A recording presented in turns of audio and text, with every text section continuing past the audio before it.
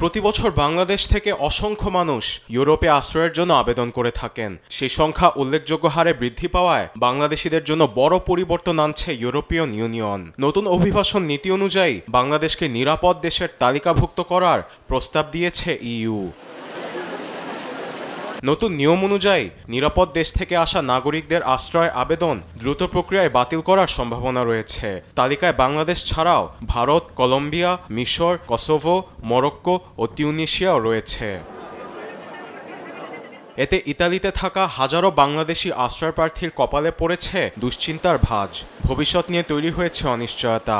নতুন আন্তর্জাতিক নীতির কারণে ইতালিতে নতুন করে আবেদন করা কিংবা অপেক্ষমান অনেক আবেদন ঝুঁকির মুখে পড়তে পারে। এতে উদ্বেগ জানান অনেকে। যেহেতু আমাদের দেশকে নিরাপদ দেশ হিসেবে ঘোষণা করা হয়েছে, সেহেতু আমরা আশ্রয় প্রার্থীরা সংখ্যার মধ্যে আছি। যদি আমাদেরকে সবাইকে দেশে ফেরত পাঠিয়ে দেয়, এই দেশে আশ্রয় প্রার্থী হিসাবে আছি, যদি আমাদের আশ্রয় প্রত্যাখ্যান করা হয় তখন আমরা অনিশ্চিত জীবনের মধ্যে চলে যাব। আবার বাংলাদেশকে নিরাপদ ঘোষণার সিদ্ধান্তকে প্রশ্ন করেছেন ইতালির দেশীয় কমিউনিটির নেতারা। ইউরোপীয় ইউনিয়ন থেকে যে বাংলাদেশকে নিরাপদের তালিকায় রেখেছে, এটা আমার বোধগম্য হচ্ছে না।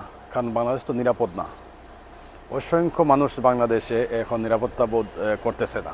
ইউরোপীয় পার্লামেন্টে অনুমোদন পেলে আশ্রয়প্রার্থীর নীতিমালাটি সামনের বছর থেকে কার্যকর হবে। এতে শুধু ইতালি নয়, ইইউভুক্ত ২৭টি দেশে বসবাসরত বাংলাদেশি আশ্রয়প্রার্থীদের জন্য পরিস্থিতি আরও কঠিন হয়ে উঠবে বলে মনে করছেন বিশ্লেষকরা।